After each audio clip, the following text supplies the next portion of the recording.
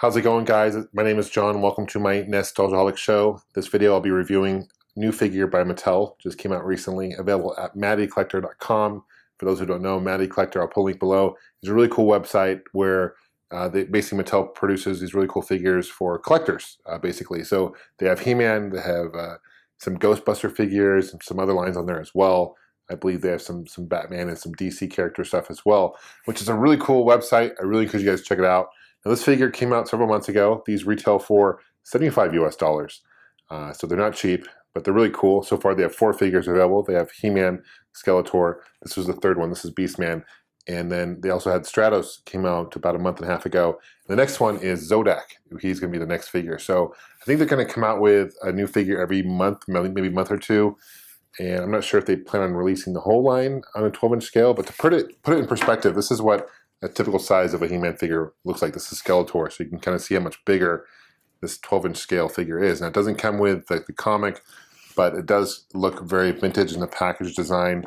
Here is the back, of course. You have Battle Cats, and it shows Zodak and Stratos, Ram Man, Man of Arms. Now, so far, a lot of these figures they've already released. So, for example, I already mentioned it, Zodak and Stratos have been, this Zodak's coming out. Stratos has already been released.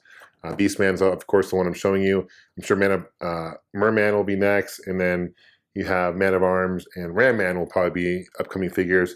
Be super cool to see a 12-inch scale Battle Cat. It'll probably be a little bit more expensive. I'd love to see a 12-inch scale Castle Grayskull as well, which would be cool. So curious what you guys think about this line.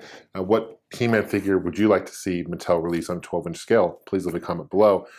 So it does have a twist action power punch like a lot of the figures had back in the day. So basically you twist it, and this one, his arms move. But a lot of them you'll twist, and he'll there's like a string or some kind of rubber band, and it just automatically punches back, which is cool.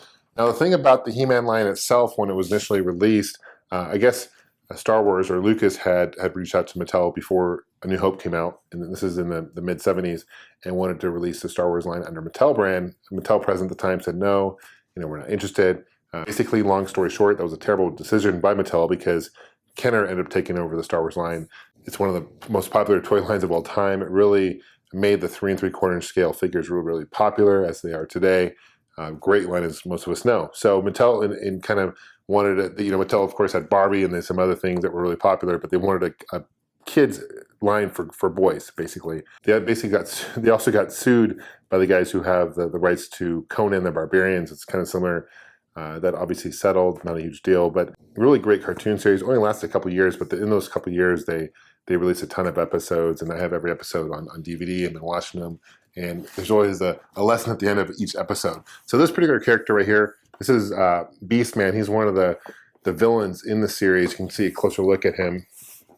You can see the attention to detail. I'll try to fit him in the shot here.